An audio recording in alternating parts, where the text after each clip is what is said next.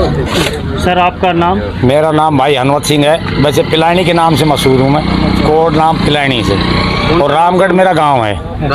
रामगढ़ गाँव। हाँ जी, रामगढ़ मेरा गांव है।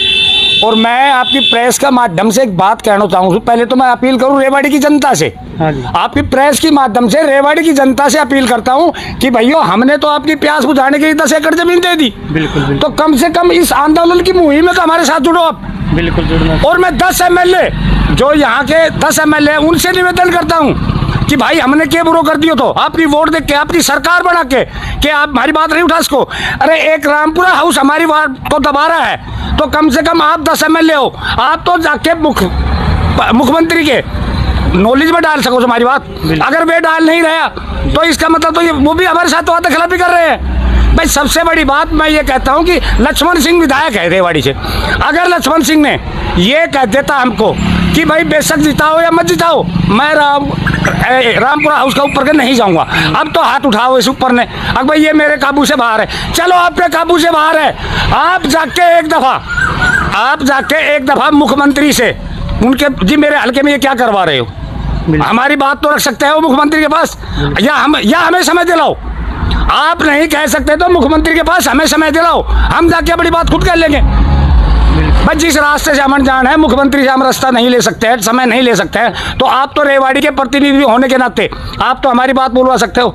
और नंबर दूसरा दुख होता है, बहुत बड़ा दुख ये होता है भाई साहब, मैं इतना लंबा कार्यकर्ता रामपुरा हाउस का रहा जिसकी कोई हद नहीं है।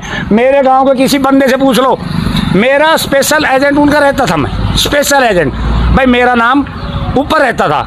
और अब इंद्रजीत के कट्टर समर्थकों में से। और मैं राव साहब से भी हाथ जोड़ के अपील करता हूँ, राव साहब हम आपका मुकाबला नहीं कर सकते, तो कम से कम नहीं तो हम आप ऐसा हमें मत करो कि आपकी बगावत हमें करनी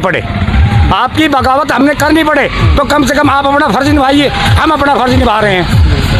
और मैं सभी एमएलए जितने भी हैं, ये कोई राजनीति मंच नहीं है, हम यहाँ पे राजनीति करने के लिए नहीं बैठे हैं, क्योंकि मेरी नॉलेज में आया है कई आदमी क्या कह रहे हैं कि ये तो राव साहब के कट्टर दुश्मन हैं, ये तो राव साहब को खराब करना चाहते हैं। अरे भैया हमने राजनीति, अगर इसको आप हमारी राजनीति समझते हो तो भैया हमारी राजनीति लगा। अरे कम से कम ये देखो, हम अपनी मांग रहे हैं, हमने कोई राजनीतिक धरना नहीं लगा रखा है यहाँ पे, हमें किसी को मना नहीं कर रहे। भाई कोई भी आओ, चाहे बीजेपी का हो, कांग्रेस का हो, हमारे दरबार सबके लिए खुले हैं, कोई भी आइए, लेकिन हमारा सहयोग कीजिए। अगर हम गलत लग रहे हैं आपको, अगर हम गलत मांग कर रहे हैं तो हमें बताइए, आके हमारे बीच में बताइए, अगर भाई तुम ये बात गलत मांग रहे हो। भाई माजरा सोराज वाले हैं, माजरा सोराज गांव की मैं कदर करता हूँ, उन्होंने मैं उसके लिए जो ज़मीन दी थी वो भी अपने उसके लिए आंदोलन करो।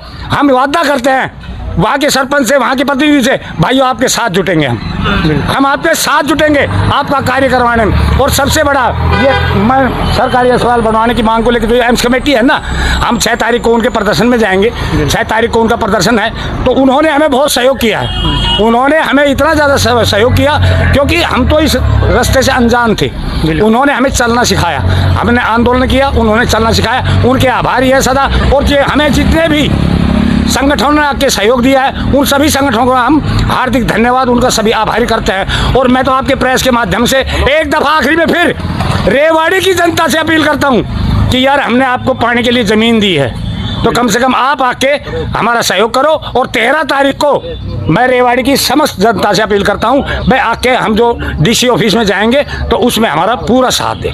धन्यवाद, इतना।